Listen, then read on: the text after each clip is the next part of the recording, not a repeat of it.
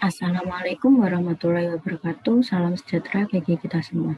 Pada video kali ini akan dijelaskan materi mengenai probabilitas. Langsung saja masuk ke dalam materi sebagai berikut. Ini untuk pendahuluannya. Jadi, setiap pemodelan dunia nyata harus memperhatikan ketidakpastian yang berkaitan dengan kerandoman. Ini disebabkan karena hal-hal yang dipelajari pada umumnya tidak bisa diprediksi di muka, tetapi mengandung variasi yang harus diperhatikan dalam pembentukan model. Keadaan ini bisa diatasi dengan pembentukan model yang dinamakan model probabilitas. Ada yang dinamakan probabilitas klasik dan frekuensi relatif. Kemudian untuk probabilitas klasiknya itu biasanya disimpulkan oleh PA dengan rumusnya A mutlak per omega mutlak. Nah, A mutlak ini biasanya ada juga yang menuliskan sebagai NA, dan omega mutlak ini biasanya juga dituliskan sebagai N omega. Gitu. Dengan maksud PA-nya ini adalah probabilitas dari kejadian A, kemudian A mutlak ini bisa ditulis sebagai NA ya, ini berarti bermakna banyaknya kejadian pada A. Atau ada juga yang menyebutkan ukuran dari kejadian A. Sedangkan untuk mutlak omega, itu ada juga yang menuliskan sebagai N omega, itu bermakna banyaknya kejadian pada omega. Atau bisa juga disebut sebagai ukuran dari ruang sampel omega. Dengan omeganya sudah dibahas pada pertemuan minggu lalu ya. Semoga sudah paham dan tidak ada pertanyaan. Gitu. Untuk langsung saja ke contoh soalnya, untuk probabilitas tipe klasik ini sangat sederhana sekali, belum muter-muter gitu ya, tetapi harus benar-benar paham terlebih dahulu sebelum lanjut ke materi berikutnya. Langsung saja ke contoh 1, apabila ada satu keranjang berisi 550 buah apel dan 28 diantaranya busuk, dan A menyatakan kejadian mendapatkan apel busuk, maka disuruh menentukan probabilitas dari kejadian A. Nah, untuk menentukan probabilitas kejadian dari A, di sini ada beberapa angka yang sudah diketahui. Sehingga angka pertama kita menyimpulkan terlebih dahulu angka-angka ini. 550 buah apel, ini kan total apelnya. Sehingga 550 ini sebagai omega mutlak atau N omega. Itu juga boleh. Sedangkan untuk 28, ini kan apel busuk. Dan apel busuknya tadi dinyatakan sebagai A. Sehingga A mutlaknya adalah 28. Dan diperoleh probabilitas A-nya, tinggal masukkan rumus saja, A mutlak per omega mutlak. A mutlaknya 28 ya, omega mutlaknya 550. Nah, ini yang dinamakan probabilitas A. 28 per 550 bisa tetap dalam bentuk pecahan atau mungkin mau dijadikan desimal juga boleh. Nanti mungkin angkanya jelek ya, sehingga harus dibulatkan, sehingga pembulatannya harus diperhatikan pembulatan yang baik dan benar. Jangan asal dipotong ya nanti. Itu untuk pembahasan dari contoh 1. Selanjutnya ada contoh 2. Apabila keranjang yang berisi 550 buah apel tadi ternyata 47 diantaranya belum masak, dan B itu nanti menyatakan kejadian mendapatkan apel yang belum masak ya, maka tentukan probabilitas kejadian dari B. Sama seperti tadi, berarti omeganya sama 550. Kemudian apel yang belum masaknya 47, itu nanti dinyatakan sebagai B, sehingga B mutlaknya 47, PB-nya ini sama dengan B mutlak per omega mutlak, sehingga diperoleh hasilnya ini. Gitu. Mau dijadikan desimal boleh, mau dibiarkan berperan juga boleh. Yang perlu diperhatikan di sini jangan lupa mutlaknya tetap ditulis ya, bukan B saja, karena kalau B saja itu nanti menyatakan kejadian mendapatkan apel yang belum masak. Sedangkan 47 itu kan tidak hanya sekedar kejadian, tetapi banyaknya kejadian. Nah, banyaknya itulah yang menyimpulkan sebagai mutlaknya.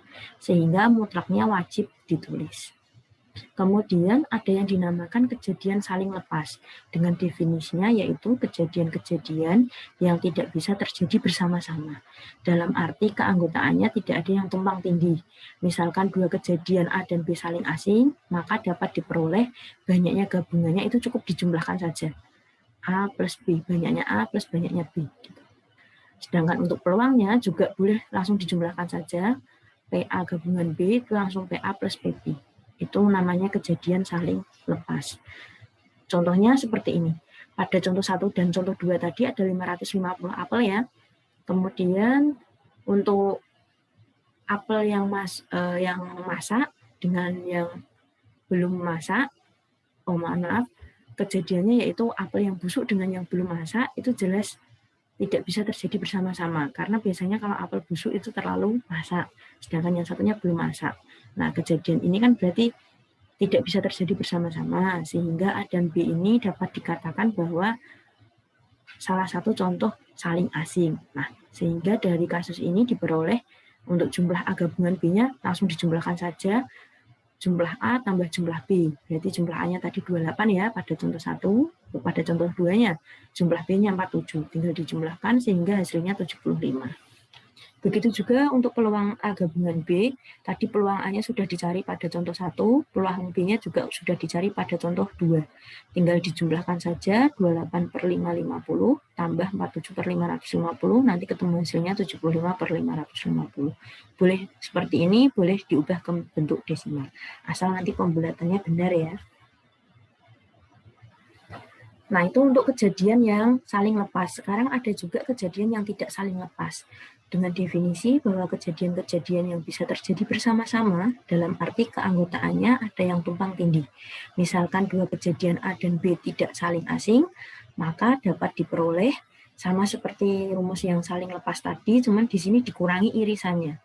Jadi jumlah A gabungan B itu sama dengan jumlah A ditambah jumlah B dikurangi jumlah A irisan B, atau banyaknya A gabungan B sama dengan banyaknya A tambah banyaknya B dikurangi banyaknya A irisan B. Begitu juga dengan peluangnya, berarti peluang A gabungan B itu sama dengan peluang A ditambah peluang B dikurangi peluang dari irisan A dan B. Itu untuk kejadian yang tidak saling asing. Sehingga kalau kejadian saling lepas dan kejadian tidak saling lepas itu nanti bedanya ada di pengurangan irisannya gitu. Contohnya misalnya pada contoh 1 dan contoh 2. Ternyata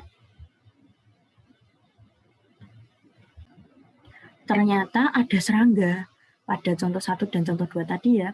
Ternyata ada serangga yang menyerang apel yang belum masak, sehingga ada apel busuk yang belum masak sebanyak 5. Ini kan berarti ada kejadian tumpang tindih ya antara A dan B.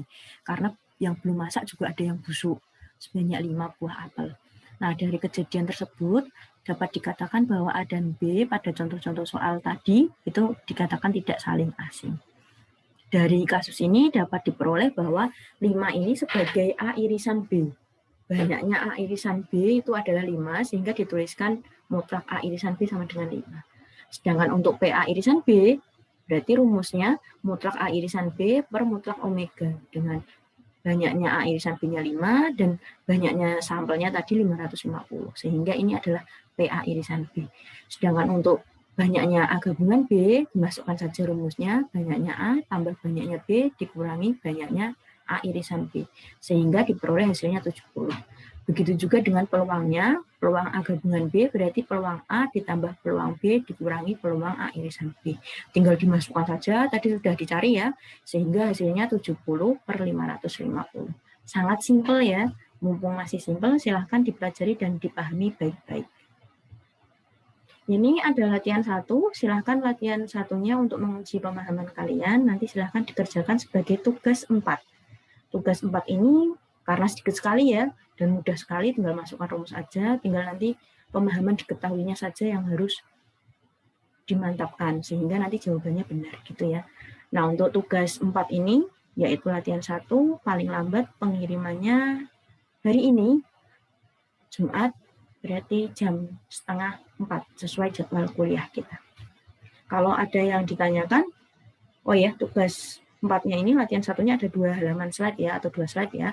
Silahkan jangan sampai ada yang kelewatan. Nah, untuk penyusunan materi ini, frekuensi relatifnya bisa dilihat melalui video YouTube. Ini bukan saya ya, kali ini saya mengambil orang lain untuk menyampaikan materi. Gitu. Kemudian referensi dari penulisan PPT ini ada 2, yaitu buku dari Subanar dan dari YouTube. Terima kasih. Itu untuk materi probabilitas hari ini, yaitu ada probabilitas klasik dan frekuensi relatif, kemudian ada kejadian saling lepas dan kejadian tidak saling lepas. Silakan bagi yang mau bertanya saja di forum, jangan malu-malu, yang penting kalian paham ya, karena memang kondisinya memang terbatas sekali. Semoga kalian tetap semangat dan yang penting paham gitu. Sehingga kalau misalnya ada pertanyaan, silahkan ditanyakan saja via forum. Kalau tidak ada, langsung saja tugas 4-nya latihan 1 dikerjakan. Selamat belajar, selamat memahami, dan selamat mengerjakan tugas. Sampai jumpa di video selanjutnya. Terima kasih.